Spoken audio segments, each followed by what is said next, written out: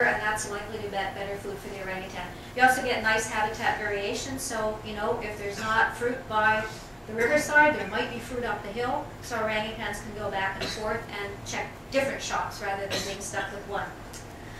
What does it look like again? Well, it can be pretty, but it's still pretty scrappy. It can be pretty rocky in some of it. Actually, that's interesting because that's what gives the contours, and in fact, that may be an advantage for orangutans because it helps create variation in the habitat. If you go up the hill and look over on the other side, one of the nice things is if you get past the river and look back on, this is actually looking inland, the forest looks pretty good. It's more covered and it looks to be taller than the stuff right by the river, so in fact, if you get away from the river, we might in fact have some very nice habitat in there. Of course, we do have this across the other side of the river, but that's part of the reason for being there. Okay. What we're doing when we're there, well, first of all, let me introduce the team, or at least part of the team. These are the guys that are out in the field all the time.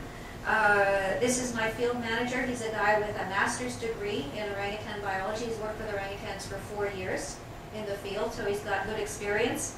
Then I've got 4 research assistants. There's Amat, Hardy, Pian, and Yunus, and I'll tell you especially about Yunus because he's a really cool guy. He's been working with orangutans in that area for 30 years.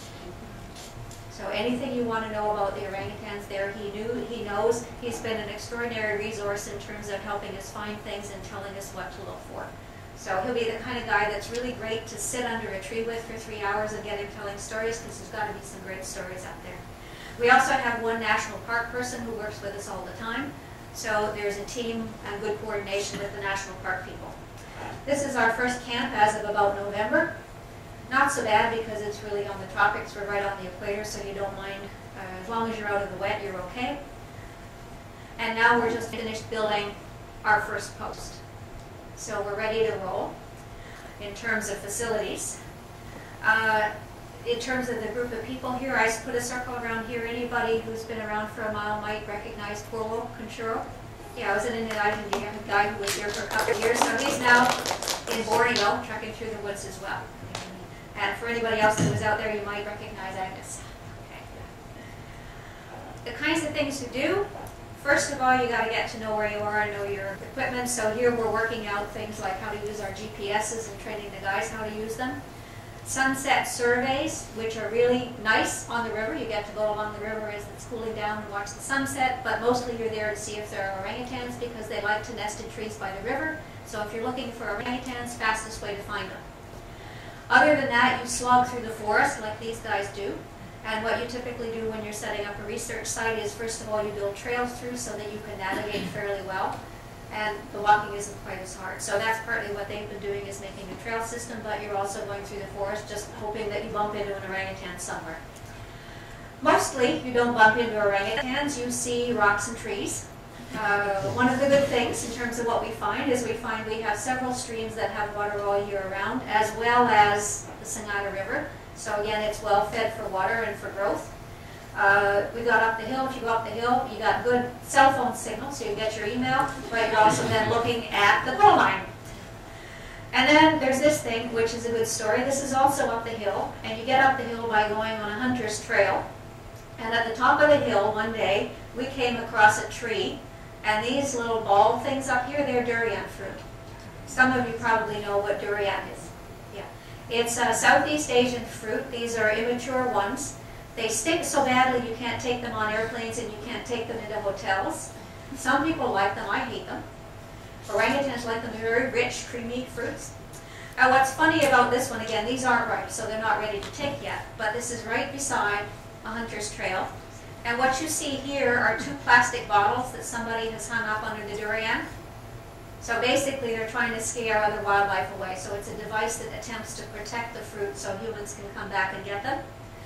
Anybody see what's funny or what else is up there? What's that? That's an orangutan nest. So the orangutan is also protecting the fruit. My bet is the orangutan will get it first.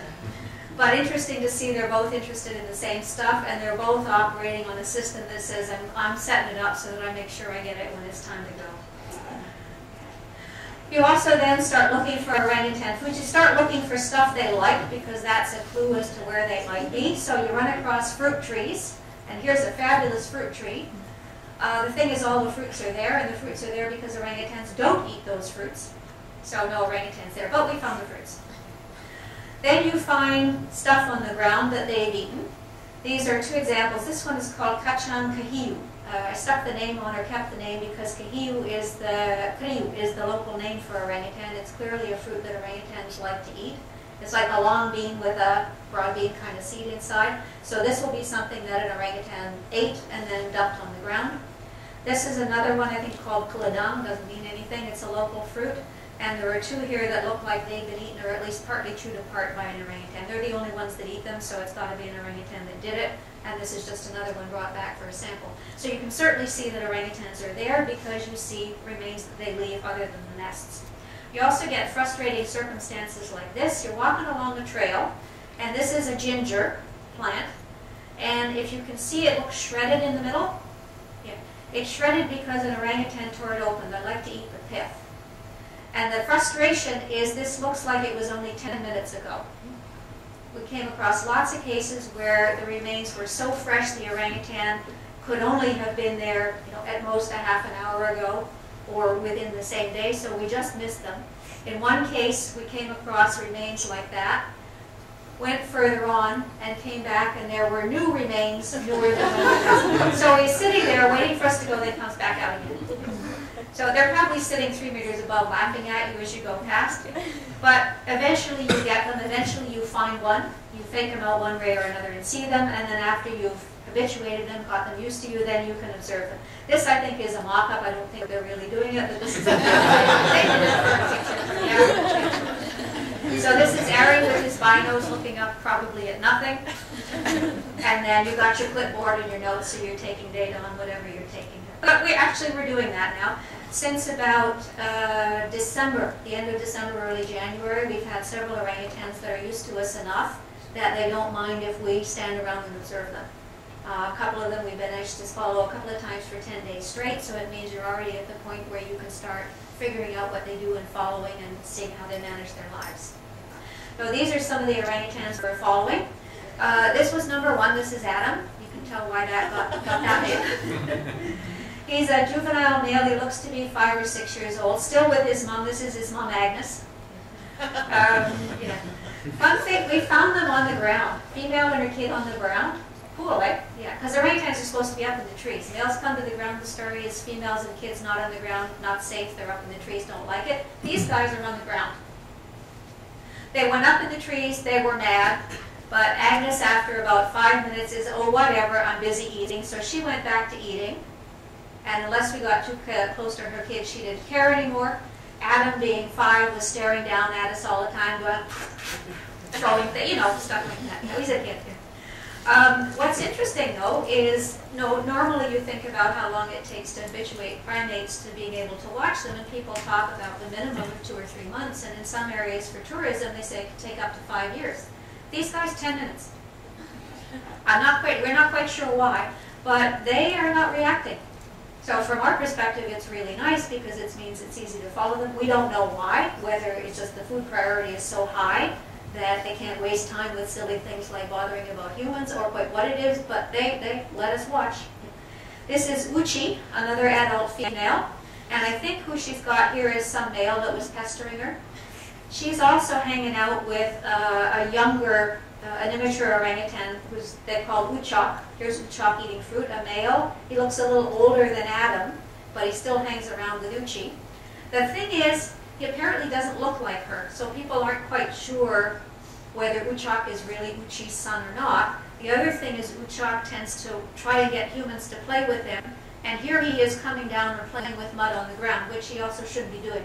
I'm wondering if he isn't an ex-captive that somebody dumped in the park. He managed to find a female that let him tag along and has managed to make it because he had a female who kind of took him under his wing. We'll never know, but I wonder whether that's a possibility. At any rate, he's old enough, if he is her son, she's old enough to be thinking about getting pregnant again, and sure enough, there are males hanging around and trying to copulate with her. This guy was apparently trying to rape her. Lots of males do that. Then we have a slightly older male by the name of Chelsea, probably a young adolescent who's by himself, so he's already left his mom. He was different than the other orangutans. He was really